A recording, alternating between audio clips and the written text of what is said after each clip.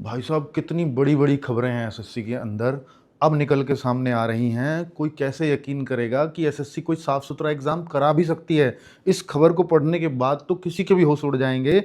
कोई ईश्वर प्रसाद है जो पकड़ा गया है इसी शुक्रवार को। आरोपी था नकल कराने का और उसने क्या-क्या खुलासे किए हैं, वो बोला है कि जो कंपनी एग्ज़ाम कराती है एसएससी से जो टेंडर वग़ैरह लेती है, वो कंपनी ही ये सेटिंग करवाती है हमसे कि लैब खोल लो। और लैब मुझसे खुलवाए गए, उनके कर्मचारियों ने मुझसे संपर्क किया और मैंने लैब खोले जगह-जगह जा कर के। और जब एसटीएफ इसकी जाँच करी है तो इस आदमी ने बताया कि मैंने 500 लैब खोल लिए हैं अब तक। अब सोचो कि उन 500 लैब में क्या ये धंधा चल रहा होगा?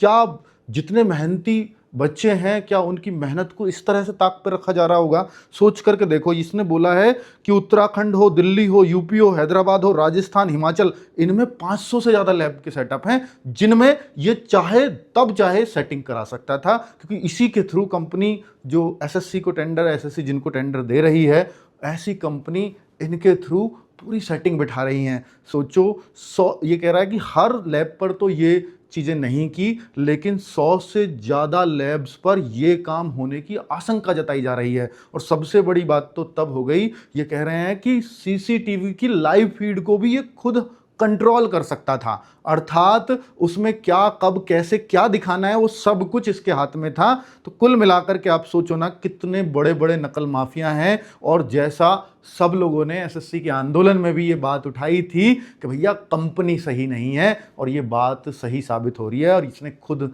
ये माना है और कहा है इस अखबार के न्यूज़ के अकॉर्डिंग कि कंपनियों के कर्मचारी, इस कंपनी के कर्मचारियों ने ही मुझे चुना था कि भैया आप लैब खोलो, और लैब बनाते टाइम ही ये सेटिंग कर दी जाती है कि अब यहां से नकल कराना बड़ा आसान होगा। सोचो ना कि 500 लैब है इस आदमी की, और 100 से ज्यादा पर तो एसटीएफ को आशंका है। और पता नहीं, हो सकता है कि 500 की 500 पे सेटिंग चलती हो। तो बताओ ना कितना साफ सुथरा एग्जाम रह जाएगा एसएससी का। एसएससी से पूरी तरह से भरोसा ही उठ जाएगा बच्चों का। अब एसएससी ये बताए कि कैसे वो बच्चों को इनको संतुष्ट करेगी। इस खबर के बाद किसी भी बच्चे का एसएससी पर कोई भी भरोसा नहीं है कि ये नेक्सस कब से चल रहा था, और ऐसे कितनी लैब्स और हैं, ऐसे कितने ईश्वर प्रसाद और हो सकते हैं, इस बात का अंदाजा लगाना बहुत मुश्किल हो जाएगा।